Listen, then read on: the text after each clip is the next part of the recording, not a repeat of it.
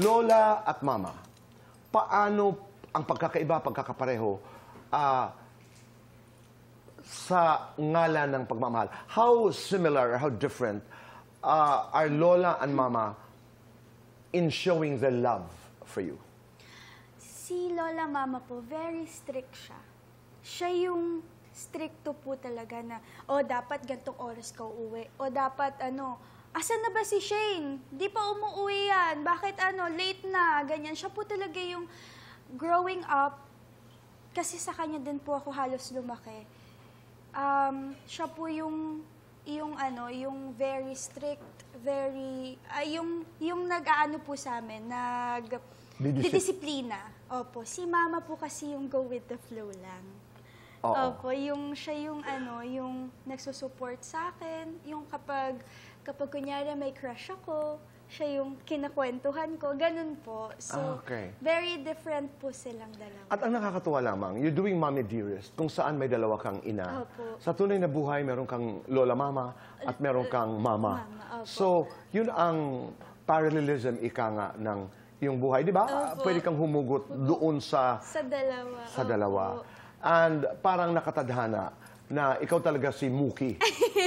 Anong pagkakaiba ni Mookie, your role sa Mommy Dearest at sa ni Shane? Pagkakaiba at pagkakapareho? Yung pagkakapareho po namin, Tito Boy, yung pagiging maintindihin namin sa lahat ng bagay. Yung parang bibigyan muna namin ng benefit of the doubt before gumawa ng action. Ang pagkakaiba po siguro namin, yung meron kasing times na si Mookie masyado siyang yung parang kahit na alam na niya, nagbubulag-bulagan siya. Parang parang feeling ko, dinedenay niya sa sarili niya kasi hindi niya matanggap yung truth. Which is, ako po, kapag ganun, mas more on, ay, ganun pala. Parang mas more on palaban, ganun.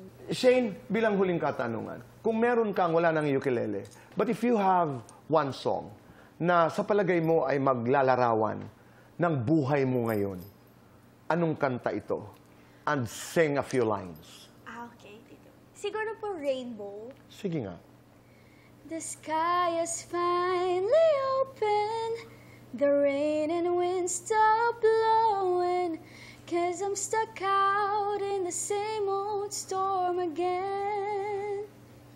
You hold tight to your umbrella, darling, I'm just trying to tell ya that there's always been a rainbow hanging over